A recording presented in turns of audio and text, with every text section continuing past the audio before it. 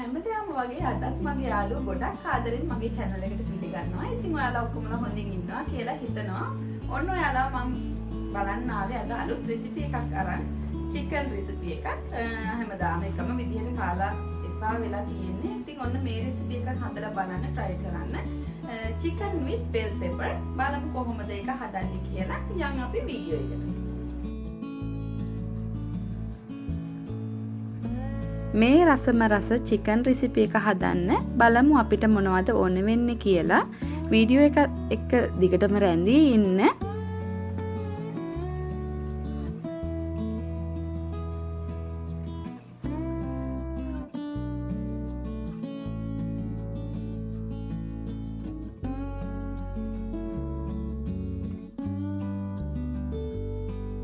මේ chicken එක හදන්න මං අරගෙන තියෙනවා bell pepper වර්ග 4ක් පාට 4ක් ඒත් එක්කම කටු ඉවත් කරන ලද chicken breast තක්කාලි ලූණු olive තෙල් සූදුරු ginger garlic paste black pepper salt දැන් මම මේ bell pepper ටික මෙන්න මේ විදිහට කපා ගන්නවා.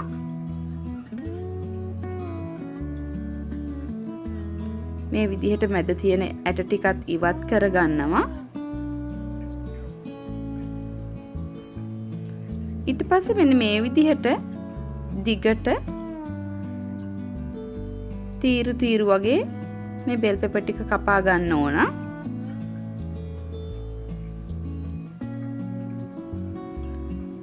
මම රතු පාට එක ඔක්කොම කපා ගත්තා. ඒක පිඟානකට මේ විදිහට තියා ගන්නවා. දැන් කහ පාට එක කපනවා. ඒකත් අර විදිහටම ඇට ඉවත් කරලා හීනේ තීරු වලට කපා ගන්නවා.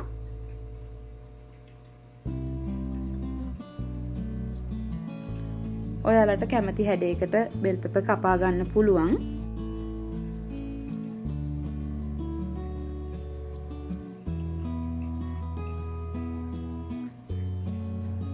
orange ටිකත් ඒ විදිහටම කපා ගත්තා. අන්තිමට කපන්නම green එක ඒකත් ඒ විදිහටම කපලා පිඟානෙන් මේ විදිහට තියා ගන්නවා.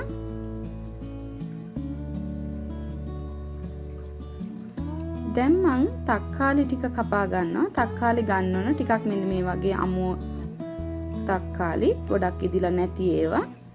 ඒකත් මේ විදිහට කපා ගන්නවා. ටිකක් ලොකු කෑලි වලට තමයි මම හැම එකක්ම කපා ගන්නෙ.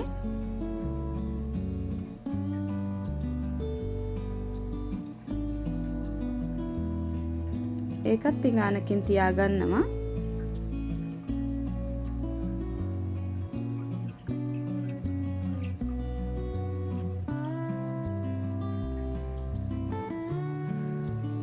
ලූණු කපා ගන්න ඕනේ දැන්. ලූණුත් කපන්නේ මං ටිකක් ලොකුවට මෙන්න මේ වගේ කෑලි වලට කපා ගන්නවා.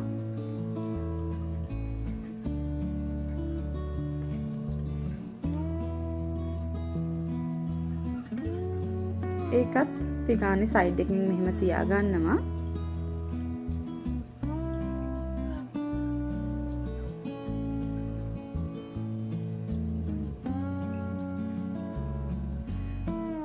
මම මේ chopping board එකේ තමයි මස් එක කපන්නේ. එළවලු කපපු එකේ කපන්නේ නැහැ. මස් එක මෙන්න මේ විදිහට දිගට තීරු කපා ගන්නවා.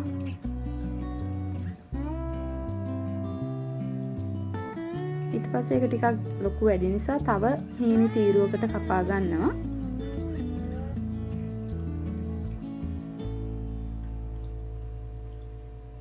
මෙන්න මේ වගේ සයිස් එකට තමයි මම කැමති. ඔයාලගේ කැමැත්ත අනුව ඔයාලා කපා ගන්න. ඒ විදිහට මම ඔක්කොම chicken ටික පොඩි කෑලි වලට කපා ගන්නවා. දැන් මම මේ chicken ටික පොඩි බෝල් එකකට දා ගන්නවා.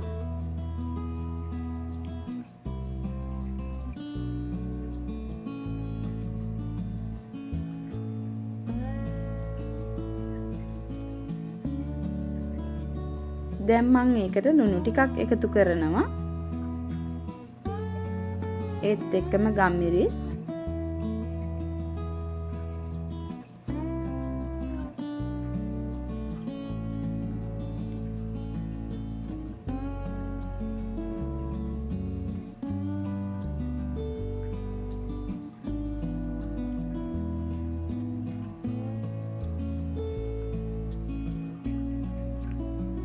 ඔක්කොම හොඳින් කලවම් කරගන්නවා.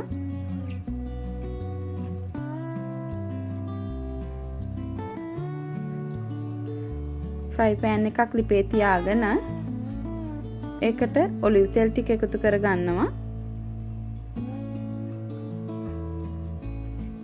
ටිකක් ලොකු ෆ්‍රයි පෑන් එකක් තියාගන්න ඉඩ කඩ තියෙන. තෙල් ටික ටිකක් රත් වෙනකොට මම ජින්ජර් ගාර්ලික් පේස්ට් එක එකතු කරනවා.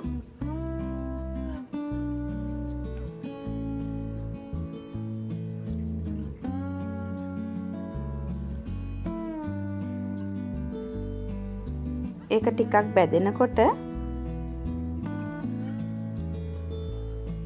මම සූදුරු ඇට ටික එකතු කරනවා. ඒකත් හොඳින් කලවම් කරගන්නවා. දැන් ලුණු ගම්මිරිස් එකතු කරපු චිකන් ටික එකතු කරගන්නවා. ඒකත් මෙන්න මේ විදිහට හොඳින් කලවම් කරගන්න. ජින්ජර් ගාර්ලික් පේස්ට් එක හැමතැනටම වදින විදිහට. ඊට පස්සේ ටිකක් මේ විදිහට වහලා අපි තඹ ගන්නවා. දැන් ටිකකින් ඇරලා බලනවා මේ විදිහට කලවම් කරන්න. තව මදි නිසා ආයෙත් වහලා ටිකක් තඹ ගන්නවා. දැන් නම් අපේ චිකන් එක ටිකක් හරියාගෙන එන්නේ. හොඳින් කලවම් කරන්න. මෙන්න මේ වගේ බ්‍රවුන් වේගෙන එනකොට අපේ චිකන් එක හරි. ඒ වෙලාවේ මම ලුණු එකතු කරගන්නවා.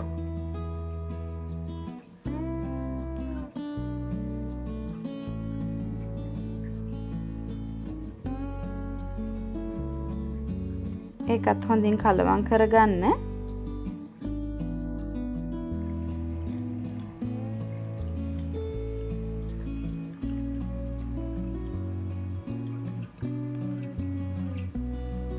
ටිකක් වහලා ලුණු ටික තැම්බෙන්න තියමු.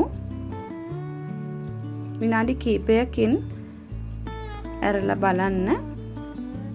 හොඳින් කලවම් කරගන්න. අපේ ලුණු දැන් තැම්බිලා තියෙන්නේ බාගෙට. මේ වෙලාවේ මම තක්කාලි එකතු කරනවා.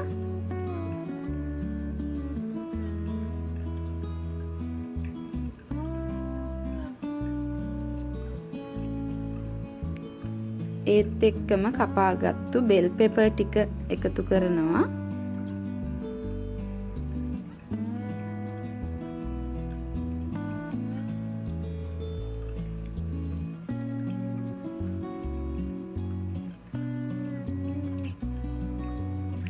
ලුණු කුඩු ටිකක් එකතු කරනවා උඩින්.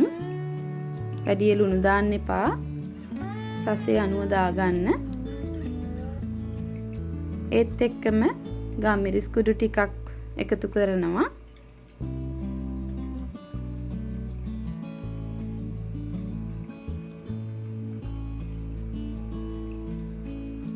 දැන් මේක මේ විදිහට ටිකක් වහලා තඹ ගන්නවා. විනාඩි කිහිපයකින් ඇරලා කලවම් කරගන්න.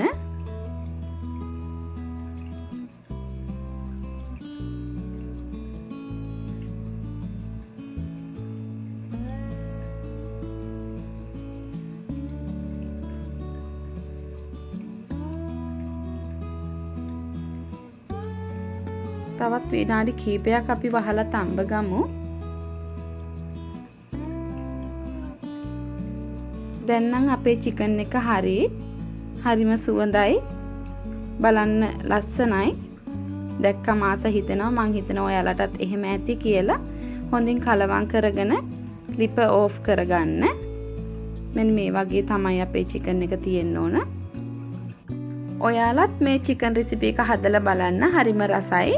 ඉතින් මගේ වීඩියෝස් වලට කැමති නම් යාළුවොත් එක්ක ෂෙයා කරන්න, කමෙන්ට් කරන්න, ලයික් කරන්න. හැමදාමත් රැඳී ඉන්න. ඔයා තාමත් මගේ channel එක subscribe කරලා නැත්නම් subscribe කරලා තියාගන්න, bell icon එකත් click කරලා තියාගන්න. මම වීඩියෝ එකක් දාපු සැනින් ඔයාලට notification ගෙන්න ගන්න පුළුවන් එතකොට. ඉතින් හැමදාමත් රැඳී ඉන්න කියලා ආරාධනා කරනවා. සුබ දවසක් ප්‍රාර්ථනා කරනවා හැමෝටම.